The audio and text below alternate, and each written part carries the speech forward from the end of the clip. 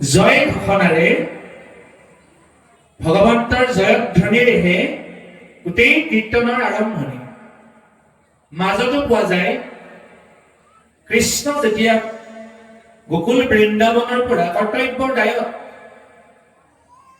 মথুৰালৈ গৈছিল, প্ৰাতঃতে ৰামকৃষ্ণৰ যাত্ৰা, গোটেই গোপ গোপীসকলে কান্দিছিল, বাগৰি বাগৰি কান্দিছিল, যমুনাৰ পাৰলৈকে আগবঢ়াই দিছিল, তেওঁলোকে জয়ধ্বনি দি দি গৈ আছিল। আমাৰ শংকৰ গুৰুৱে কীৰ্তনত লিখিছে কি বুলি গোপ গোপীসকলে ডাকিছে, হে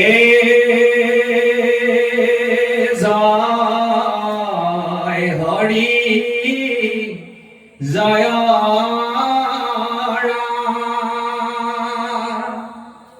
এ জয় হৰি জয় গোপৰূপে নন্দৰতনয়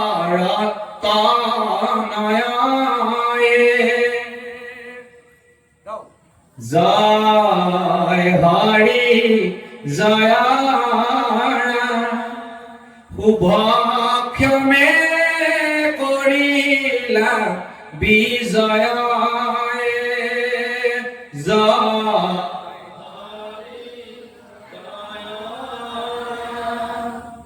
আমাৰ ওপৰত বাপজনে ইমান জোৰ দি কৈ আছিলে, এবাৰ জয় কৃষ্ণ কওক, এবাৰ জয় কৃষ্ণ কওক। মই আচৰিত হৈ গৈছো, যেতিয়া ইমান জোৰদাৰ কৰি আছে তথাপিও আমাৰ নাহে নাহে আহে, মানে স্বতঃস্ফূৰ্ত ভাৱে নাহে, চেপা চেপা মাতটোত আহে আৰু মুক্ত কণ্ঠত আত্মাৰ স্বতঃস্ফূৰ্ত আহ্বান হিচাপে নাহে, চেপা চেপা কণ্ঠত আহে। এবাৰ মুক্ত কণ্ঠত গা, শুভক্ষমে কৰিলা বিজয়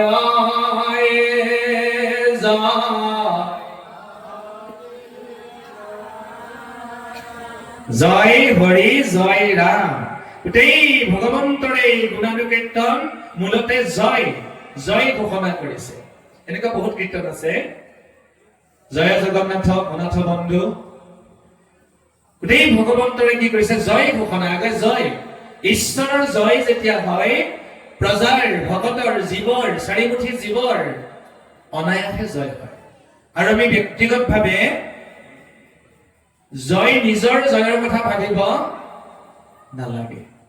এতিয়া আমি মায়ামোহৰ জৰ্জৰিত হৈ বিষয়ত পতিত হৈ কেৱল নিজৰ জয়ৰ কথা ভাবি আছো। কেনেকে গামোচা এখন সমাজৰ আগত পাওঁ, কেনেকে চেলেং এখন সমাজৰ আগত পাওঁ, ধন ধন অলপ কেনেকে হয়, সমাজে মোক ডাঙৰ মানুহ বুলি কেতিয়া কয়, দামী গাড়ী এখনত কেতিয়া উঠিব পাওঁ, ৰাইজে অলপ ডাঙৰ মানুহ জনাবল মানুহ বুলি ভাবক, এইটো নিজৰ জয়। শংকৰদেৱে নিজৰ জয়ৰ কথা কতে লিখা নাই, ভগৱন্তৰ জয়ৰ কথা ঘোষণা কৰি গল গোটেই জীৱনটো।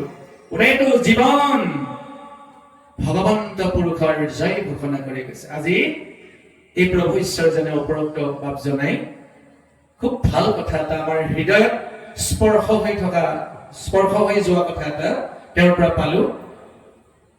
ইয়াৰ আগত মই পাইছিলো এজন নগাঁৱৰ মৰিগাঁৱৰে বাপৰ ওচৰৰে হ'ব যিমান দূৰ বলাৰাম দাস, বহুত বয়স হৈছে, প্ৰায় 80ৰ উৰ্ধৰ। তেওঁ কয় গোবিন্দ, দুটা পাত বোলে আকৌ কব গোবিন্দ, মানে ঈশ্বৰৰ নামে তেওঁ কৰি গৈ থাকে। দুআষাৰ ব্যাখ্যা কব, আকৌ কব গোবিন্দ, ৰাইজকো বোলাই তেওঁ। তাৰ পিছত মই আৰু এজন পালো, শ্ৰীমন্ত শংকৰদেৱ সংঘৰ প্ৰচাৰক, জনজাতিৰ ল'ৰা, 43 বছৰীয়া ল'ৰা, অনিল তাঁতী বাপজন। আপুনি পাইছে, বাগানীয়া মানুহ। তেওঁ কি কৰি গৈ থাকে, ঔ হৰি ঔ ৰাম। ব্যাখ্যাৰ মাজে মাজে ইমান ভাল লাগে, বাপজনে যেনেকে জয় কৃষ্ণ কৈছে, তেওঁ ঈশ্বৰৰ নাম, তেওঁতো দাবী কৰা নাই, কৈছে যি ভাল লাগে আপোনালোকে লবলৈ হল। তাঁতী বাপেও কৈ গৈ থাকে ঔ হৰি। ময়ো আজিকালি সেইটো শিকি লৈছো, মাজে মাজে ঔ হৰি, ঈশ্বৰ নামহে লব লাগে। বলাৰাম দাসক কলো গোবিন্দ, ধ্ৰুৱজ্যোতি ডেকা বাবুক কলো জয় কৃষ্ণ, অনিল তাঁতীবাবুক পালো, অ হৰি ৰাম। যেতিয়া মানুহখিনি ৰাইজে অ হৰি ৰাম ভালকে নকয়, তেওঁ বাগানী ভাষাত কয়, কি ৰকম মানুহ ৰে, আৱাজ নাই খে। ভালকে যেতিয়া অ হৰি ৰামটো জোৰকে নধৰে, তেওঁ কৈ দিব, কি ৰকম মানুহ ৰে, বাগানীয়াত কয়, আৱাজ নাই খে। মানে আপোনালোক কেনেকুৱা মানুহ, ভালকে শব্দ কৰি নামটো নলয়, কওক অ হৰি অ ৰাম। আমাৰ ইয়াত তাঁতী বাপে কলে, বলৰাম দাস বাপে কলে গোবিন্দ। নাই নহলে, মোৰ মাইকটোহে হৈছে গোবিন্দ। ভোকো লাগিছে, কিনো তাই ধৰিম, নহলে বাৰু অপৰাধ বিনাশন দেই, অপৰাধ বিনাশন। আমিও এটা নিজৰ উপলব্ধিৰে 20 বছৰ আগৰ পৰা কৰি আহিছো, নিজৰ উপলব্ধি।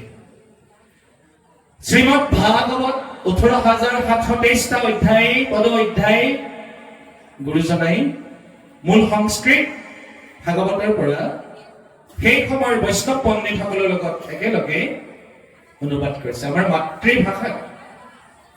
এই গোটেই 18,723টা পদ অধ্যায়ৰ ভিতৰত হাজাৰ হাজাৰ কাহিনী, শ শ আখ্যান, শ শ উপাখ্যান, শ শ চৰিত্ৰ বেলেগ বেলেগ, কিন্তু সিদ্ধান্ত এটা। 18,723টা পদ অধ্যায়ৰ ভিতৰত সিদ্ধান্ত এটা। প্ৰত্যেকটো কাহিনী, উপকাহিনী, চৰিত্ৰ সকলোৰে সিদ্ধান্ত কিন্তু এটা, কাহিনী বেলেগ। সিদ্ধান্ত কি দিছে গুৰুজনাই? হে নিৰন্তৰে নৰে ডাকি বোলা ৰাম।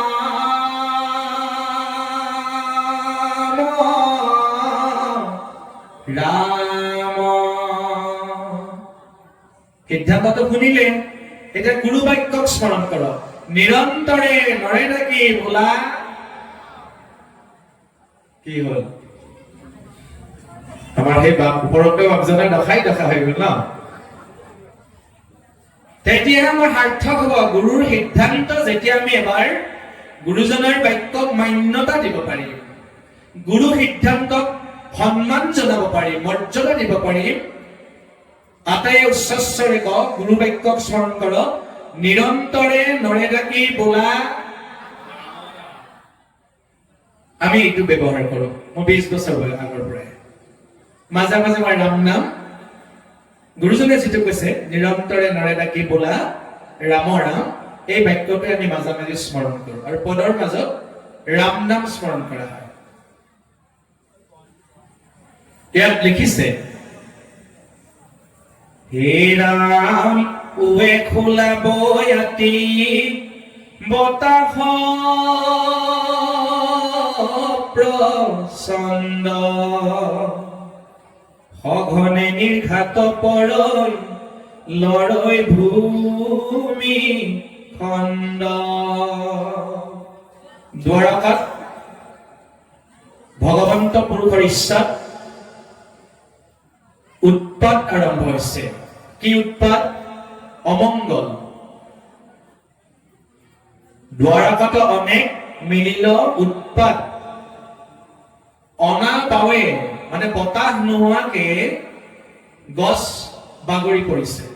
অনা পাৱে উভৰি উভৰি পৰৈ তৰু, বতাহ নোহোৱাকে গছ বাগৰি পৰিছে, এইটো অশুভ লক্ষণ। দ্বাৰকাত আৰম্ভ হৈছে।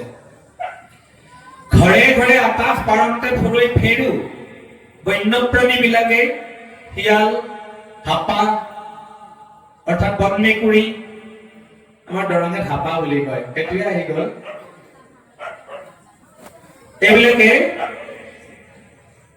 টিকট চিঞৰ কৰি ফুৰিছে, দিন ৰাতি নাই, সকলো সময়তে। আৰু বতাহত কি হৈছে?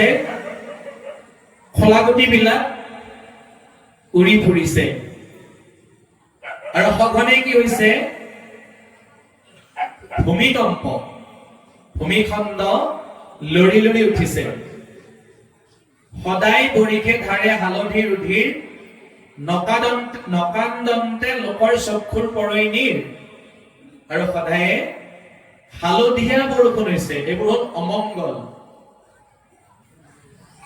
কান্দিব নোখোজিলেও আবেগ নহাকে মানুহৰ চকুত কি হৈছে চকুলো বাগৰি পৰিছে এইবোৰ অশুভ লক্ষণ সংগুই সংখিনি গৃহত ফুৰৈ পক্ষী একে আকাশতে কত জলয় দুই শশী এখন আকাশতে দুটা চন্দ্ৰ উদয় হৈছে জ্বলি আছে সংগুই সংখিনি এইবিলাক গৃহত সোমাইছে এতিয়াও আমাৰ দৰঙিয়াত কয় গুইহাপ বা সেই লিখীয়া বস্তুবিলাক ঘৰৰ ভিতৰত সোমালে অমংগল বুলি কয় বৰ্তমান আমাৰ দৰঙত এইটো প্ৰচলিত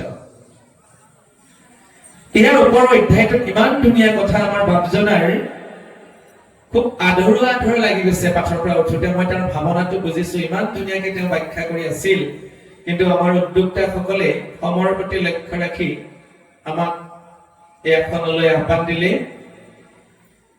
গোটেই দেৱতাসকলে প্ৰভু ভগৱন্তক স্তুতি প্ৰাৰ্থনা কৰিছে ভগৱন্তই কৃষ্ণস্তু ভগৱান স্বয়ং একমেৱ অদ্বিতীয়ম দেৱতাসকলে ঘোষণা কৰিছে স্তুতি কৰিছে কৃষ্ণই স্বতন্ত্ৰ বাকীবোৰ ত্ৰিদশ কোটি দেৱতা সমন্বিতে গোটেই জীৱ জগত পৰাধীন স্বতন্ত্ৰ নহয় কেৱল স্বতন্ত্ৰ এজন কৃষ্ণ বাকীবোৰ আমি যিমান ধন ধান ঐশ্বৰ্য বিভূতি থাকিলেও লোকচক্ষুত যিমান ডাঙৰ মানুহ বুলি খ্যাতি অৰ্জন কৰিলেও আমি আচলতে পৰাধীন কৃষ্ণই জগতৰ হেব্য বস্তুটো হল কৃষ্ণ বস্তু আমিবোৰ সেৱক মাত্ৰ আমি হেব্য নহয় আমিবোৰ সেৱক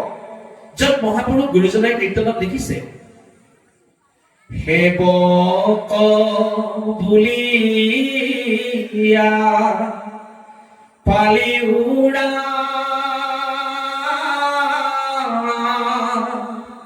চৰণে শৰণ লৈলো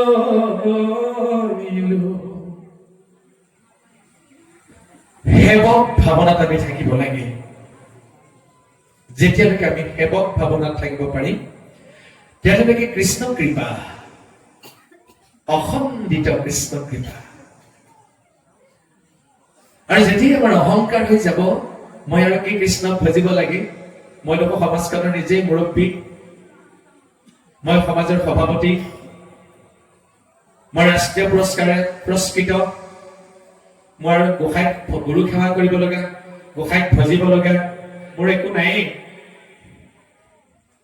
এই অহংকাৰটো আমাৰ যেতিয়া আহিব গুৰুজনে কৈছে অহংকাৰীৰ হৃদয়ত ভকতিৰ বীজ অংকুৰিত নহয় ভকতিৰ বীজ অংকুৰিত হয় সত্য শুদ্ধ নিৰ্মল হৃদয়ত আৰু এই যাতে আমাক অহংকাৰে নাপায় তাৰ ব্যৱস্থাটোই হল সাধু সংগ আমাৰ বেয়া গুণখিনি বৰ্জন কৰাৰ প্ৰশস্ত মাৰ্গ উত্তম মাৰ্গ হল সাধু সংগ মহাপুৰুষে লিখিছে হে সাধু সংগ অনুসৰা শ্ৰৱণ কীৰ্তন কৰা পৰিহৰা পাখণ্ড আচাৰ শ্ৰৱণ কীৰ্তন যেতিয়া আমি অনুসৰণ কৰিম অনুশীলন কৰিম পালন কৰিম হৃদয়ত গ্ৰহণ কৰিম তেতিয়া সাধু সংগত কি পায় শ্ৰৱণ কীৰ্তন কাৰ গুণ শুনিব লাগে ভগৱন্ত ঈশ্বৰ কৃষ্ণ গোসাঁইৰ গুণ যশ লীলা চৰিত্ৰ ভগৱন্ত ঈশ্বৰ লীলা মাধুৰ্য কেৱল আমি শুনিব লাগে আৰু ভগৱন্ত গোসাঁইৰ লীলা মাধুৰ্য কেৱল আমি গাব লাগে সেয়াই হল শ্ৰৱণ কীৰ্তন তেতিয়া আমাৰ ভিতৰত থকা যি কাম ক্ৰোধ লোভ মোহ মদ মাৎসৰ্য ঈৰ্ষা অসূয়া তিৰস্কাৰ অহংকাৰ দম্ভ দেশ কচুত কপটতা নিন্দা ঘৃণা এই যিমান বেয়া গুণ কলিৰ বেয়া গুণ আছে এটা শব্দত পাখণ্ড বুদ্ধি বুলি কৈছে পাখণ্ড মানে বেয়া লেতেৰা এইবোৰ কি হয় বৰ্জন হৈ যায় লাহে লাহে একেদিনাই নহয় আজি শুনোতে, কালি শুনোতে, পৰহি শুনোতে অনুক্ৰমে মহাপুৰুষৰ ভাষাত শ্ৰদ্ধা, ৰতি, ভক্তি উপজয় অনুক্ৰমে একেদিনাই সম্ভৱ নহয়। আজি কালি পৰহি আমি নিৰন্তৰ ভাৱনাত শ্ৰৱণ কৰিব লাগিব। তেতিয়া আমাৰ গোটেই পাখণ্ড বুদ্ধি, পাখণ্ড জ্ঞান, পাখণ্ড কৰ্ম সকলোবিলাক বৰ্জন হ'ব। ভাগৱতত আমি আমাৰ বেয়াটো বৰ্জন কৰি আজিৰ পৰা ওপৰতো বাপ জনাই গৈছে, আপোনালোকে সংকল্প লওক বুলি তেওঁ কৈ গৈছে যে ভাল বস্তু এটা গ্ৰহণ কৰক, ভাল মন্ত্ৰ এটা লৈ যাওক। তেওঁ বাৰম্বাৰ আহ্বান দিছে। সেইটোকে গুৰুজনাই কৈছে অনুকূলেশ্ব সংকল্পম প্ৰতিকূলেশ্ব বৰ্জনম। অনুকূল ভাল, ভালটো সংকল্প কৰক। আজিৰ পৰা মই ভালটো গ্ৰহণ কৰাৰ সংকল্প ললো। প্ৰতিকূলেশ্ব বৰ্জনম, প্ৰতিকূল মানে বেয়া, বেয়াটো আজিৰ পৰা মই বৰ্জন কৰিম, মানে দৃঢ় সংকল্প হ'ব লাগিব। কলি যুগত যিমান ধৰ্ম আমি নকৰো কিয়, যাগ যজ্ঞ পূজা পাতল বলি বিধান তন্ত্ৰ মন্ত্ৰ হোম আদি কৰি যিসকলে কৰি আছে, এইবোৰ ধৰ্মহে, ভকতি নহয়। ধৰ্ম কৰিলে সংস্কাৰী হয়, ধৰ্ম কৰিলে ধৰ্মৰ ফল পায়, তেওঁ ধাৰ্মিক জীৱন হ'ব পাৰে, কিন্তু আত্মাৰ উৎকৰ্ষ সাধন কৰিব নোৱাৰে। ধৰ্মই আত্মিক উত্তৰণ কৰিব নোৱাৰে। সেইটো মাধৱদেৱে গুৰু ভতিমাত স্পষ্ট সিদ্ধান্ত দিছে। গুৰু ভতিমা আছে আমাৰ সন্ধ্যা প্ৰসংগত গোৱা, শেষত আছে, শেষৰ স্তৱকত ধৰ্মক কৰমক গৰবক চৌৰি ডাকি বোলহু ৰাম ৰাম। ধৰ্মও কি কৰিব দিছে? চুৰি মানে বৰ্জন, ধৰ্মও বৰ্জন কৰিব লাগিব। কি ধৰ্ম? ভক্তি ধৰ্ম বা নাম ধৰ্ম নহয়। এইবোৰ ধৰ্ম, যাগ যজ্ঞ পূজা পাতল বলি বিধান, এইবোৰ ধৰ্ম। সেইবোৰ ধৰ্মই আমাৰ আত্মাৰ কল্যাণ সাধন কৰিব নোৱাৰে। সেইকাৰণে মহাপুৰুষে চুৰি বৰ্জন কৰিব দিছে। এয়া ভাগৱতৰ সিদ্ধান্ত। আমি শ্ৰৱণ কীৰ্তনে হল বুলি শ্ৰেষ্ঠ ভক্তি। এইদৰে গোটেই দেৱতাসকলে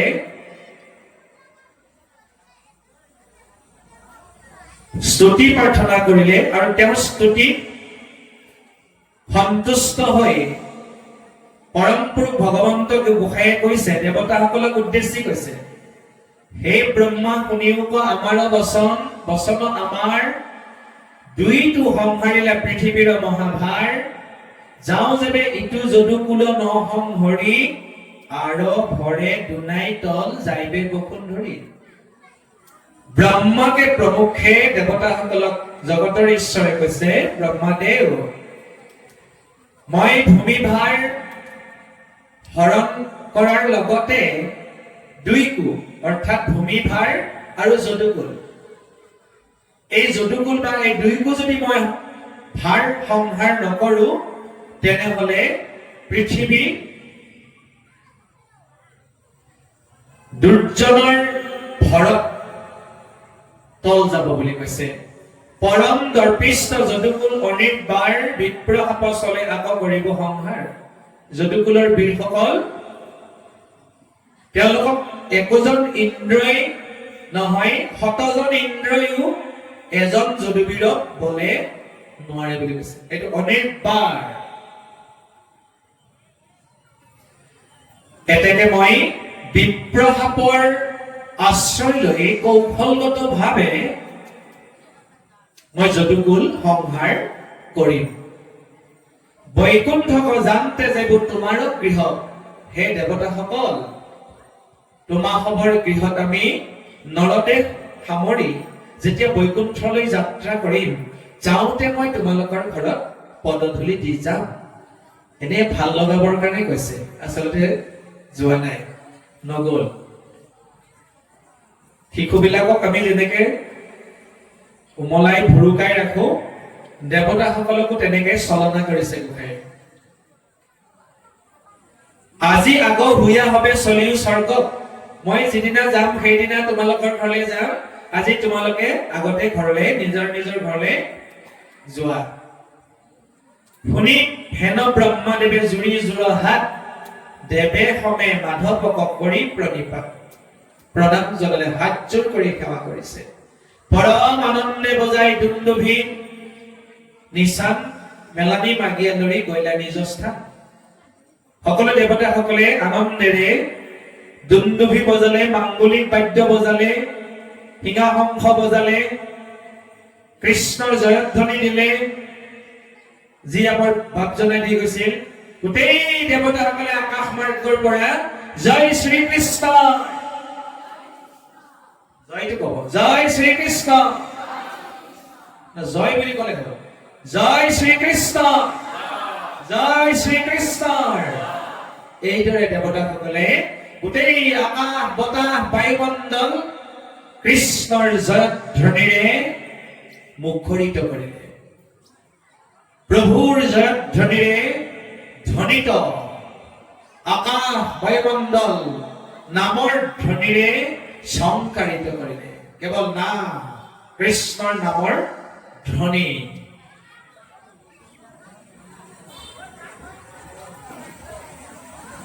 তাৰপিছত দেৱতাসকল গুচি গল।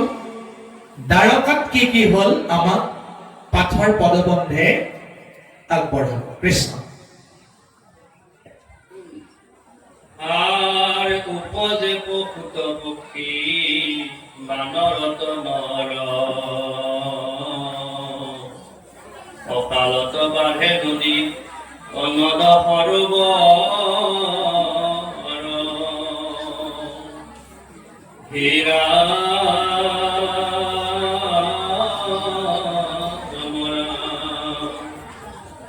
দ্বাৰকাৰ ওপৰত কুৰে ভুমকেতু, অমিলে বিমংগল পুৰী উচনৰ হেতু।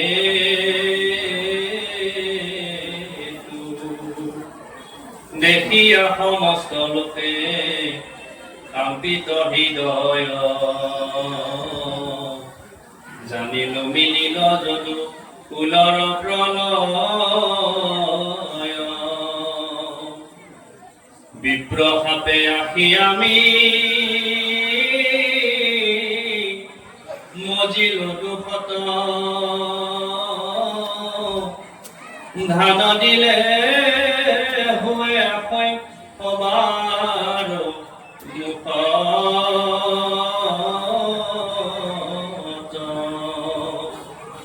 বৃদ্ধ বৃদ্ধ যাদৱ গণৰ ধাতু নাই, কৃষ্ণৰ পাশত হবে অভয়লয় কথাই।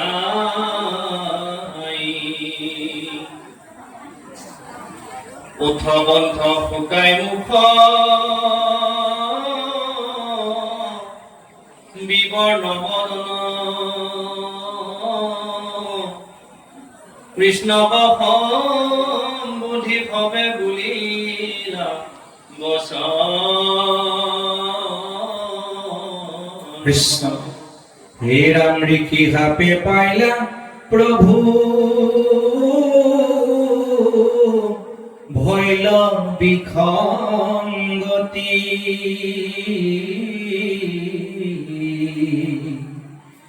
কহিও কি কৰিব কেশৱ,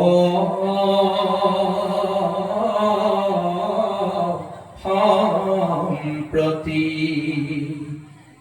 বুলিলা সবাকো বাক্য জগত আধাৰ। শুনা কুল বৃদ্ধ হব এয়া বচন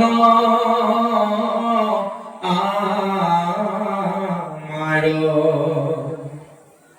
এৰা ভৈল বিপ্ৰসাপইটো কুলত সম্প্ৰতি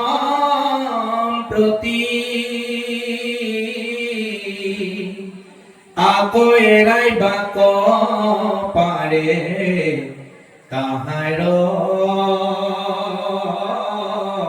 সম্প্ৰতি। কৃষ্ণ। মই পাঠক বাপজনৰ চৰণত সেৱা ধৰিছো, সুৰটো শিকিব যত্ন কৰিছো। মই আপোনালোকৰ আশীৰ্বাদত কৃপাত উজনি, উত্তৰ অসম, মধ্য অসম গোটেই সুৰকেইটা আপোনালোকৰ আশীৰ্বাদত প্ৰভুৰ কৃপা হৈছে। কিন্তু মই ইমান আচৰিত, বৰপেটীয়া সুৰটো শুনি থাকিলে পাৰিম যেন লাগে, কিন্তু গাবলৈ চেষ্টা কৰিলে সুৰটো নাহে। মই সেইকাৰণে আজি এজন ভাল পাঠকক পালো, ইমান ধুনীয়াকে গাইছে তেওঁ। ইয়াতকৈ আৰু অলপ উঠাই দিয়ে। মই বশিষ্ঠ দেৱ শৰ্মাৰ মোবাইলত পাঠ পাইছিলো, আৰু অলপ উঠাই দিয়ে। মই ইমান যত্ন কৰো বৰপেটীয়া ঠাচটো শুনি ভাল লাগে, কিন্তু আয়ত্ত কৰা ইমান সহজ নহয়। যোৰহাটীয়াত গাব কওক মোক, গোলাঘাটীয়াত গাব কওক, নগৈয়াত গাব কওক, মৰিগাঁৱত গাব কওক, উত্তৰ অসমত গাব কওক, প্ৰভুৰ কৃপা। কিন্তু বৰপেটীয়া ঠাচ ইমান জটিল আছে, শুনি ইমান ভাল লাগে, মনোমোহা, কিন্তু গাবলৈ ইমান জটিল। আমাৰ আজিৰ পাঠকজনে খুব সুন্দৰকে গাইছে। এই ঋষি শপত তেওঁলোকক পতিত কৰালে গোটেই দ্বাৰকাত অমংগল বিমংগল উৎপাত আৰম্ভ হয়। প্ৰাকৃতিকভাৱে অমংগল আৰু বিমংগল আৰম্ভ হৈ গল। তেতিয়া কৃষ্ণ সম্বোধি সবে বুলিলা বচন, ঋষিসাপে পাইলা প্ৰভু ভৈলা বিষম গতি, কহিও কি কৰিব কেশৱ সম্প্ৰতি। শেষতহে সুধিলে আহি, আৰম্ভণিত ঈশ্বৰক, জগতৰ ঈশ্বৰক সমস্যাটো সোধা নাছিল। যেতিয়া আমাৰ এতিয়াও এষাৰ কথা আছে অসমত, জোৰ পুৰি হাত পালেহি। জোৰ পুৰি হাত পাওঁতেহে গোটেই যদুকুলৰ চেতন আহিল, জগতৰ ঈশ্বৰক গৈ কৈছে, গোসাঁই হে যদুপতি, এতিয়া আমি কি কৰা উচিত? কিন্তু এই কথাটো আৰম্ভণিতেই কব লাগিছিল। তেতিয়া সকলোকে সম্বোধন কৰি জগতৰ ঈশ্বৰে কৈছে,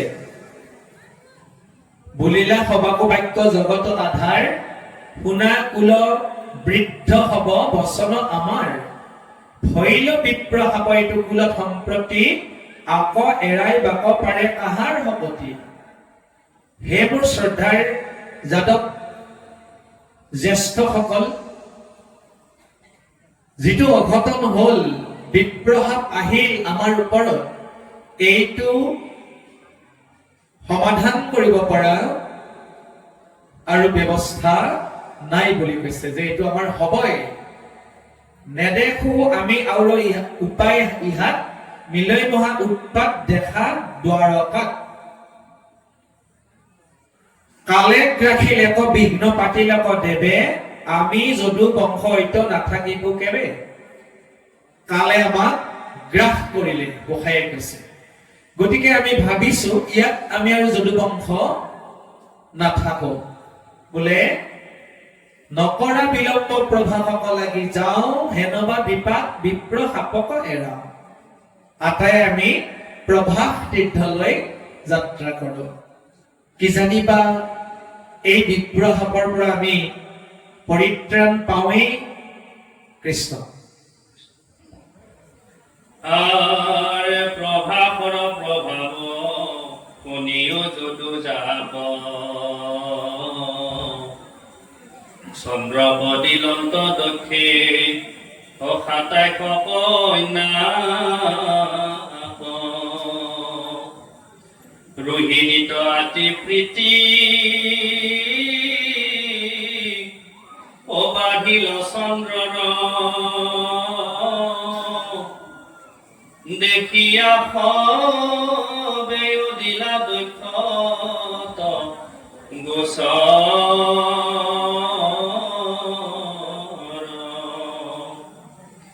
আমাক অনুসোধে পিতৃ তোমাৰ জামাই, থাকে মাত্ৰ ৰাতি দিনে অৰোহিণীৰ ঠাই কৃষ্ণ হে ৰাম ভোগ ক্ষয় ৰোগ সঙ্গে দক্ষে দিলা সাপ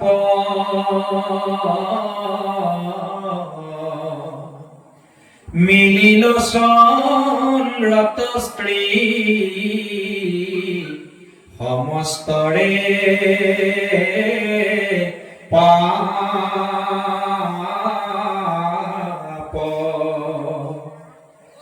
ভৈল ক্ষয় ৰোগী পাছে দক্ষ ভাপে শশী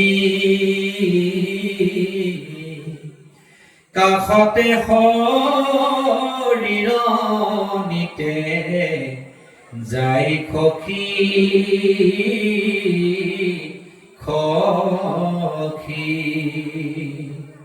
এটা উদাহৰণ দিছে পূৰ্বতে চন্দ্ৰক দক্ষই অভিশাপ দিছিল আৰু চন্দ্ৰই সেই দক্ষ সাপৰ পৰা মোচন পাইছিল পৰিত্ৰাণ পাইছিল প্ৰভাত তীৰ্থত স্নান কৰোঁতে গৈ চন্দ্ৰ হেনো ঋষি সাপৰ পৰা মুক্ত হৈছিলে এইটো পতিয়ন নিয়াবৰ কাৰণে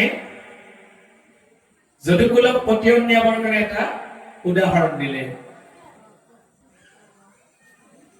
এতেকে এতিয়া আমিও সেই পবিত্ৰ প্ৰভাত তীৰ্থত গৈ কিজানিবা আমাৰ ঋষি সাপৰ পৰা মুক্ত আমি হ'ব পাৰো এইদৰে কৈছে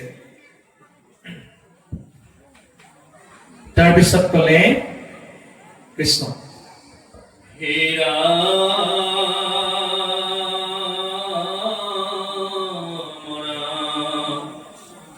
ব্ৰহ্মাত গোচৰি পাছে পাইলা উপদেশ প্ৰভাত স্নানি লাগুছিল হবে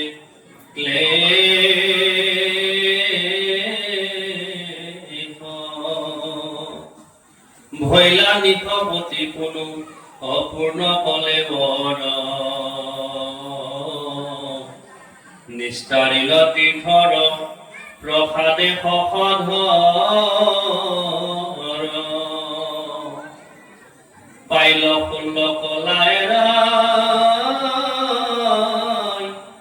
অৰোগ শোক তাপ প্ৰভাৱৰ প্ৰসাদে দাইলা দক্ষ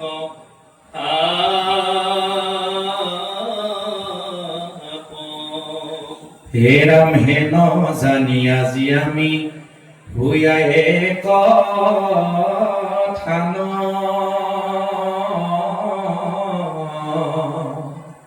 হে ৰাম আশা প্ৰভাষক গয়া কৰো স্নান দান এই ৰাম জানিবা দানে খে দুৰ্গতি দুখ হৰে যেন মহানাৱে সাগৰত পাৰ কৰে এইবোৰ কৃষ্ণ গোসাঁইয়ে মানে মনোবল আৰু প্ৰেৰণা যোগাইছে প্ৰভাষক যাবৰ কাৰণে যদুকুল এটা প্ৰেৰণা দিছে সাহস দিছে তেওঁলোকক প্ৰবোধ বাক্যৰে সন্তোষিত কৰিছে যাতে কোনো আৰু প্ৰভাষক যাওঁ নাযাওঁ শংকাবোধ নাথাকে তাৰ কাৰণে কৃষ্ণ হীৰা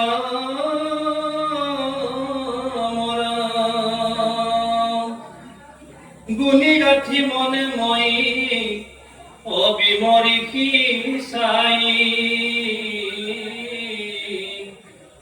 আতপৰে আন কিন্তু নেদেখো উপায়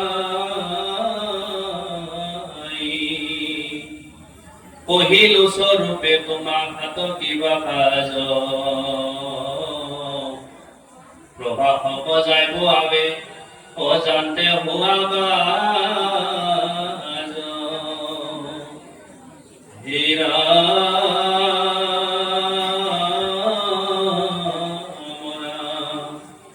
বিষ্ণুরয়া দেখ শুনি যত যদুগণ প্রভাহতির থপ যাইবে উত্রাবল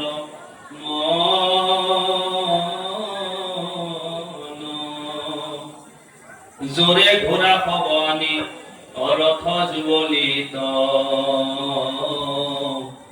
ভুবনৰ যত তোলে ৰথৰ সংহৃত দ্বাৰা নগৰ স্থানী প্ৰজাৰ ভঞ্চাল সিহৰয় ঘোৰা জয় ঘণ্টাৰ আস্ফাল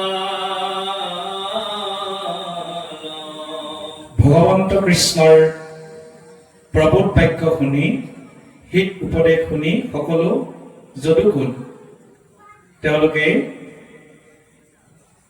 নিজৰ নিজৰ ৰথ হস্তি ঘোঁৰা লৈ গোটেই দ্বাৰকা নগৰ এটা কোলাহল জয় ঘণ্টাৰ আস্ফালন নিচান উৰুৱাই বীৰঢাক তবল দিন দিম ডগৰ দণ্ডি দেই ভেৰু ডাক ৰথ গজ বাজি সাজি বজাই জাকে জাক চিৰলে চামৰে চানি আখে সত্ত দণ্ড প্ৰজাৰ ভিতৰে দল্লোপ মহিখণ্ড দেই মহিখণ্ড দল্লোপ হেন্দল্লোপ হৈ গৈছে একৈ একৈ যদুবীৰ সুৰপতি প্ৰায় চলে চমৎকাৰ কৰি মৰিপাকত যায় সাগৰ কল্লোল হেন উৰ্মিৰ আস্ফালে বৃঞ্চি ভোজ বংশক গ্ৰাখিলে আখি কালে কালক কোনেও তৰ্কিব নোৱাৰে প্ৰভুসকল আইসকল আপুনি মই কিয় জগদীশ্বৰ শ্ৰীৰামচন্দ্ৰ গোসাঁইও কালক তৰ্কিব নোৱাৰিলে কালে আহি তেওঁৰ কাম কৰি থৈ গল আৰু আপুনি মই কোন যদুকুল কোন নাৰী হব পদূলি পদূলি জুমা জুমি বিমংগল কথা কহি কান্দে হুমা হুমি কোনোবা বিপাকে পাৱে কি মিলৈ ললাত জানো আমাখাৰ বিধি ভাঙ্গে ভৰা হাত অপূৰ্ণে সম্পূৰ্ণ বাঞ্ছয় ইটো দ্বাৰকাত ভোৰ ঋষি সাপে জন মিলাৱৈ বিঘাত কৃষ্ণ কুমৰী হবে কান্দন্ত বিষাদে হা প্ৰভু পাৱৈ জানা আমাক প্ৰমাদে গোটেই দ্বাৰকাবাসীৰ আইসকলে যদুবীৰসকলৰ ভাৰ্যা বা পত্নীসকলে ভগৱন্ত কৃষ্ণক ধিয়াই ধিয়াই স্তুতি প্ৰাৰ্থনা কৰি তুমি আমাৰ সমস্ত তুমি আমাৰ ত্ৰাণকৰ্তা হে গোসাঁই তুমি আমাক এই মহা সংকটৰ পৰা পৰিত্ৰাণ কৰা এই বুলি আইসকলে কান্দিছে এই বুলি হে দ্বাৰকাবাসীৰ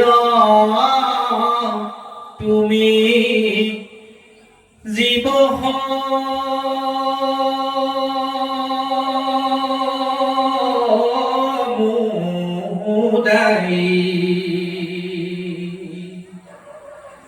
তুমি অবিহনে আমি মৃত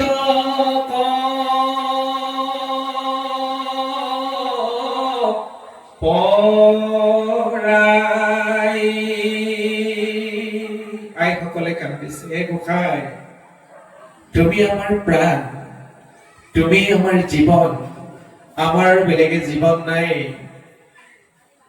তোমাৰ বা কিবা হয় হা কৃষ্ণ বাপ ঠাই ঠাই নাৰীগণে কৰন্ত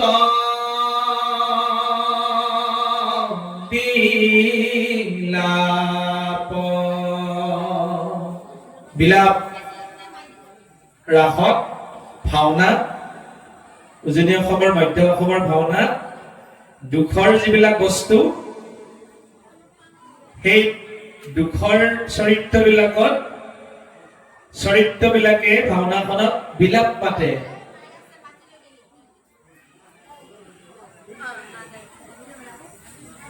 বিলাপৰ সুৰটো কাৰুণিক। আমি আমাৰ নামনি বা দৰঙৰ মানুহখিনি ইমান বিলাপৰ সুৰটো নাজানো, কাৰণ ভাওনা আৰু আমাৰ ৰাস যিহেতু নাই। উজনিৰ ফালৰ নগাঁৱৰ বা উত্তৰ অসমৰ ভকতসকলে তাত বিলাপৰ সুৰটো তেওঁলোকে পাঠতো দিয়ে কেতিয়াবা, এনেকুৱা আৰু কৈক গৈল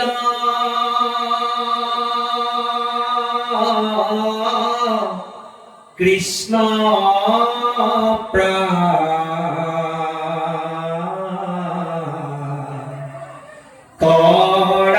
পৰিত্ৰাণ। দুখৰ মুহূৰ্তত কোনোবাই গিৰিয়েক বনলৈ যাব ওলাইছে, সীতাই কান্দিছে, দ্ৰৌপদীয়ে কান্দিছে, ময়ো লগত যাম। সেইবিলাক দুখৰ বিলাপৰ সুৰ আহে, যে গোটেই বিলাপ কৰি আছে। এই বিলাপ শব্দটো গুৰুজনাই ভাওনা আৰু ৰাসত ব্যৱহাৰ কৰি দিলে। এতিয়া আমাক গোটেই অধ্যায়টোৰ সাৰ মৰ্ম কি? এই অধ্যায়টোৰ সাৰ মৰ্ম গুৰুজনাই উপদেশত আমাক কৈছে, হে ৰাম কৃষ্ণ কথাইটো শুনিও কহাৰ্ব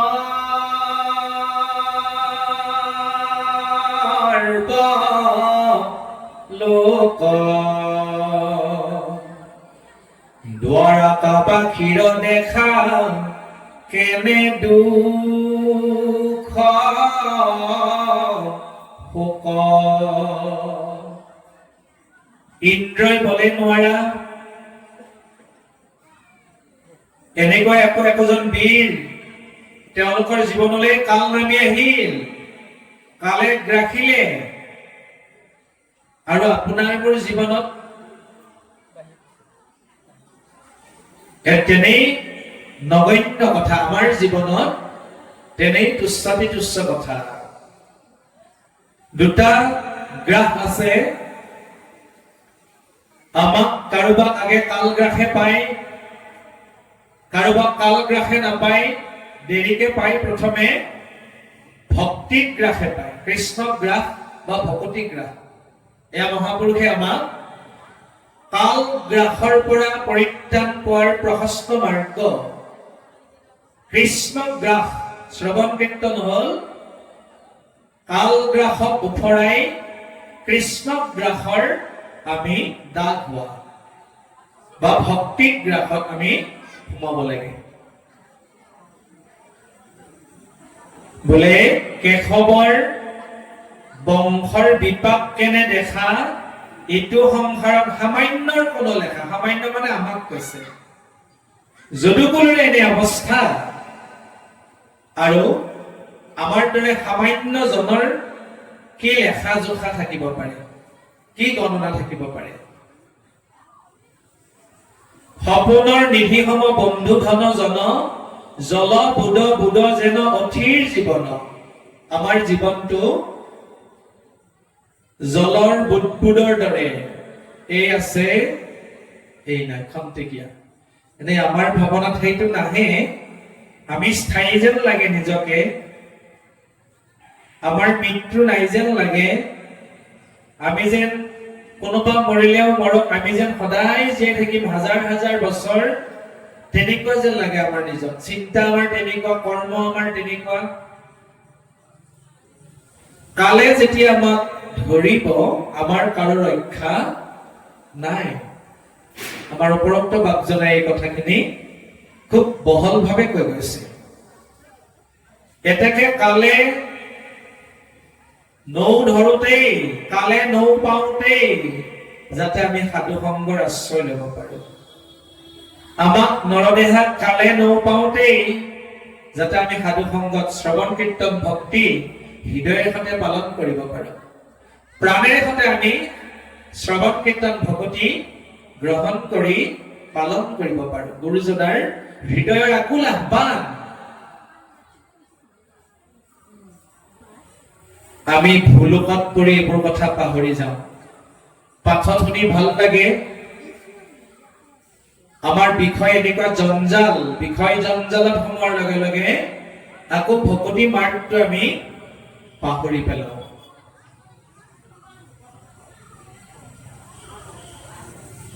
কত ক্ষণে পৰৈ পান প্ৰাণ তাৰুণা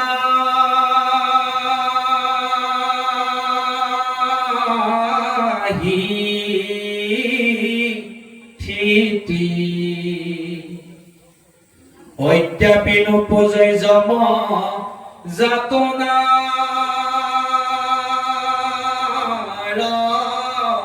ভীতি। ভীতি মানে ভয়। কোন মুহূৰ্তত কেতিয়া নৰদেশ কালে দংশন কৰে, সেই কথা জানিও আমাৰ ভয় লগা নাইনে? গুৰুজনাই কৈছে আমি সেই কথা জানি ভয় খাই ঈশ্বৰৰ গুণানুকীৰ্তন কৰিবলৈ আমাক আহ্বান দিছে, যাতে কালৰ দংশনত নপৰোতে আমি ভকতিখিনি কৰি ল'ব পাৰো, অৰ্জন কৰি ল'ব পাৰো। টকা পইচা ধন সম্পদ পাৰ্থিৱ সম্পদ যেনেকে আমি অৰ্জন কৰিছো, ঘটিছো, আৰ্জিছো, ঈশ্বৰৰ ভকতি বস্তুখিনিও আমি কি কৰিব দিছে? গুৰুজনাই আমাক অৰ্জন কৰি ল'ব দিছে, ঘটিব দিছে। কেতিয়া আমি পৰি যাওঁ তাৰ ঠিকনা নাই। উপৰোক্ত বাপজনাই ইমান ধুনীয়াকে কৈছে, বোলে কোনে কি পালে পালে, আজিৰ পৰা মই এটা বস্তু দিলো, চিন্তামণি। তেওঁ কৈছে, গুৰুজনাই লিখিছে চিন্তামণিটো কি হব লাগিব? আমাৰ নাম পৰম ধন চিন্তহু মন ভাই আৰে তনু চিন্তা মনি জন্ম বিফল হি যায়। আমাৰ চিন্তামণিৰ মূল বস্তু হৈছে নাম বস্তু, নাম চিন্তন, নাম ভজন, নাম কীৰ্তন আমি কৰিব লাগিব।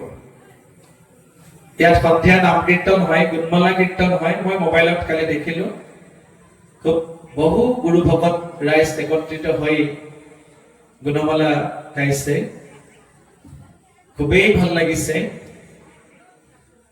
এইদৰে সাধু সংগত যেতিয়া আমি নাম কীৰ্তন কৰিব পাৰিম, নাম লব পাৰিম, আমাৰ চিন্তনত মেধাত নাম সোমাই যাব, তেতিয়া আমাক নামে ক্ৰিয়া কৰিব। উপৰোক্ত বাপজনাই কৈ গৈছে নামৰ 7 কাৰ্য সাধন হব। কৃষ্ণ হে ৰাম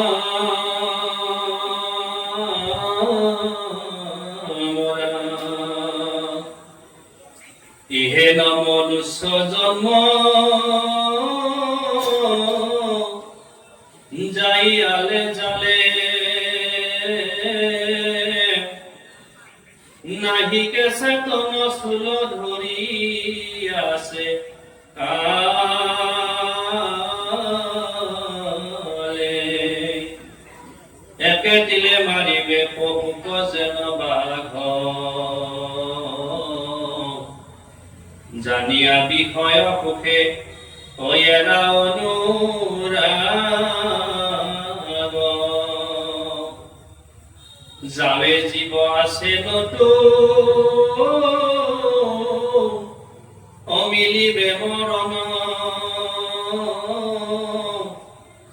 সতৰে কৃষ্ণৰ পাৱে পখী হৰ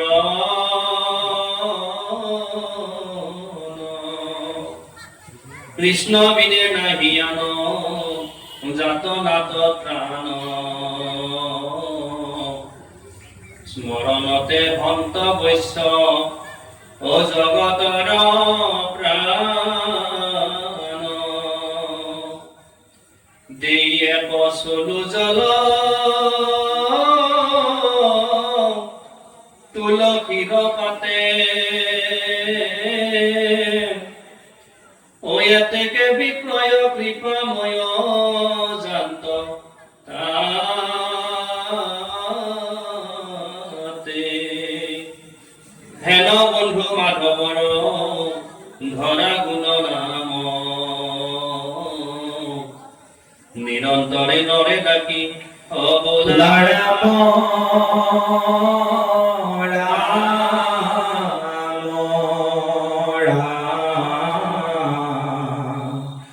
হৰি ৰাম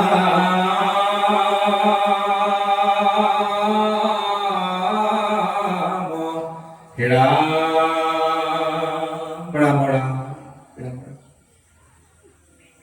গোটেই আধ্যাত্মিক সিদ্ধান্ত হৈ গ'ল নিৰন্তৰে নৰে ডাকি বোলা ৰাম ৰাম অৰ্থাৎ আমি যেতিয়ালৈকে নৰদেহত আছো আমি জীয়াই আছো আমি নামৰ আশ্ৰয় ল'বই লাগিব আপুনি যিমান কাহিনী জানক যিমান চাৰিবেদ সত্যশাস্ত্ৰ 18 পুৰাণ কণ্ঠাগত হওক আখৈ ফুটা দি আপুনি শাস্ত্ৰ বোলক যদি নামৰ আশ্ৰয় লোৱা নাই নাম ভজনা কৰা নাই পণ্ডিত গুণেৰে কেতিয়াও জীৱ তৰি যাব নোৱাৰে জীৱ তৰি যাব নাম ভজনৰ দ্বাৰা ভক্তি পৰমাৰ্থৰ দ্বাৰা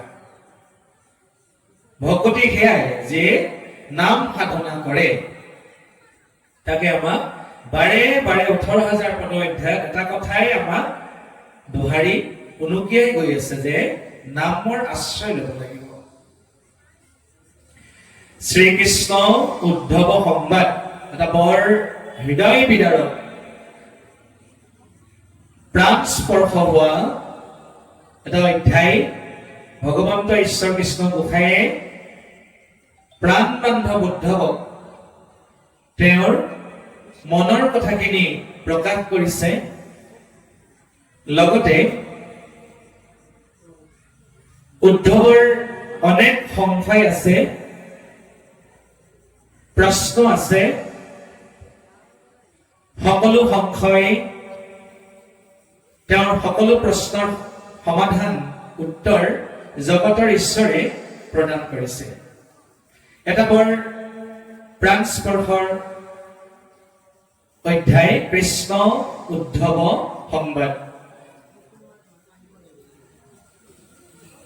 উদ্ধৱে বাৰে বাৰে অধ্যায়টোত কান্দিছে হে গোসাঁই মই তোমাৰ লগত বৈকুণ্ঠলৈ যাম হে গোসাঁই তুমি মোক অনাথ নকৰিবা হে সখী মোৰ জীৱনৰ বাসনা মোৰ জীৱনৰ সাধনা মই তুমি এৰা পিন্ধিম তুমি এৰা খাম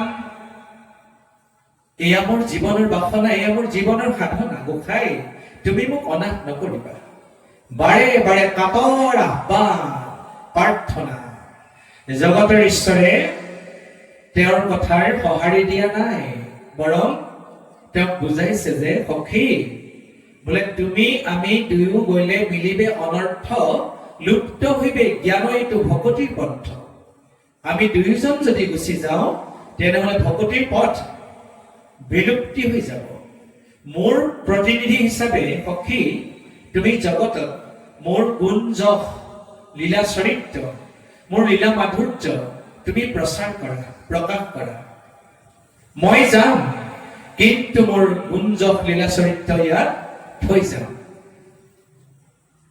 উদ্ধৱ নিৰুপায় বাৰে বাৰে কান্দিছে বাৰে বাৰে হাতনি ধৰিছে শেষত কৃষ্ণৰ সুদৃঢ় আজ্ঞা হৈ গ'ল তুমি যাব নোৱাৰা মোৰ আজ্ঞা পালন কৰা আৰু কি কৰা এই স্থানত তুমি নাথাকিবা বদৰিকাশ্ৰমলৈ তুমি যিমান পাৰা সোনকালে গতি কৰা। উপায়ন্তৰ হৈ কৃষ্ণৰ সুদৃঢ় আজ্ঞা জানি ভগৱন্ত কৃষ্ণ গোসাঁইৰ খৰম দুখানি তেওঁৰ শিৰত বৰণ কৰিলে আৰু সেই শিৰত খৰম জুৰিকে শিৰত সসন্মানে মান্যতা আৰু মৰ্যাদা প্ৰদান কৰি গোসাঁইকে শিৰত ৰখা হিচাপে তেওঁ বদৰিকালৈ যাত্ৰা কৰিছে। কৃষ্ণৰ ফালে ঘূৰি ঘূৰি চাই, মানে এখোজ দিয়ে এখোজ তেওঁ দিব নোৱাৰে। তেওঁ হৃদয় চিত্ত আবেগিক হৈ গল, প্ৰাণ চঞ্চল হৈ গল, ভক্তি সিক্ত নয়নেৰে তেওঁ অশ্ৰু নিগৰি আছে। প্ৰেমত গদগদ হৈ তেওঁ কৃষ্ণৰ গুণানুকীৰ্তন কৰি কৰি লাহে লাহে তেওঁ খোজ আগবঢ়াইছে। আমাৰ শিল্পীসকলে, সাংস্কৃতিক শিল্পীসকলে এই কথাখিনিক লৈ এটা টোকাৰী গীত বা ভক্তিমূলক গীত বা দিহানাম গায়। ইমান প্ৰাণ ঢালি গাইছে গাঁওতাসকলে, মোৰ মাতটো পানী লাগি খুব বহি আছে, মই সেই প্ৰাণটো দিব নোৱাৰিম, এনে আওৰাই দিছো। এই কাহিনীটো আহিলে মোৰ সেই কলিটো স্মৰণ হয়। কৃষ্ণ গোসাঁইয়ে কৈছে তুমি বদৰিকালৈ যোৱা আৰু মই বৈকুণ্ঠলৈ যাওঁ, এই বুলি আমাৰ সাংস্কৃতিক শিল্পীসকলে গাইছে। হে মই যাওঁ বৈকুণ্ঠলৈ উদ্ধ তুমি নাকান্দিবা,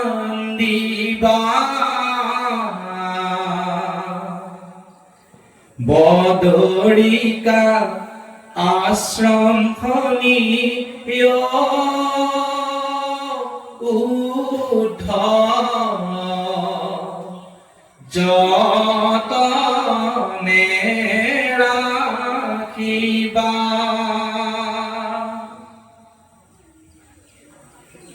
ভকতসকল দিনৰ ভাগত পালে আমি গোৱালো হয়। এতিয়া কেইজনমান মাত্ৰ আছে যিহেতু বাৰু গোটেই ৰাইজ থাকিলে সকলোৱে গায়। ইমান হৃদয়স্পৰ্শী, প্ৰাণ চুই যায়, হৃদয় চুই যায়, চিত্ত আবেগিক হৈ যায়, কণ্ঠ গদগদ হৈ যায়, ভক্তি ভৰা, প্ৰেম অশ্ৰু নিগৰি গৈছে। জগতৰ ঈশ্বৰে কোনো নাকান্দে, কান্দাৰ উদাহৰণ নাই কেইটামান অধ্যায়ত, কিন্তু তেওঁ পোনে পোনে কান্দা বুলি গুৰুজনে লিখা নাই, কিন্তু সলোতক নেত্ৰ শব্দটো লিখিছে। সলোতক মানে চকু টিপটো মাৰি দিলেই টোপালটো বাগৰি যাব। চকু জুৰি পানীৰে ভৰি গৈছে, বাগৰি পৰা নাই, চকু টিপটো মাৰিলেই তেওঁৰ নিমেষটো মাৰিলে বাগৰি যাব। সেইটো হল সলোতক, লোতক সহকাৰে। বহু কিতাপ ইয়াতো আছে। উদ্ধৱৰ প্ৰাণ, উদ্ধৱৰ প্ৰেম ভক্তি দেখি সুহৃদ বান্ধৱজনৰ হৃদয়ৰ সেই ভক্তিযুক্ত অৱস্থাটো দেখি সজল নয়ন গোসাঁইৰ চকু সেমেকি উঠিছে। আমি পদবন্ধে আগবাঢ়িছো দুলৰী চন্দ্ৰ। হে নিগদতি শুক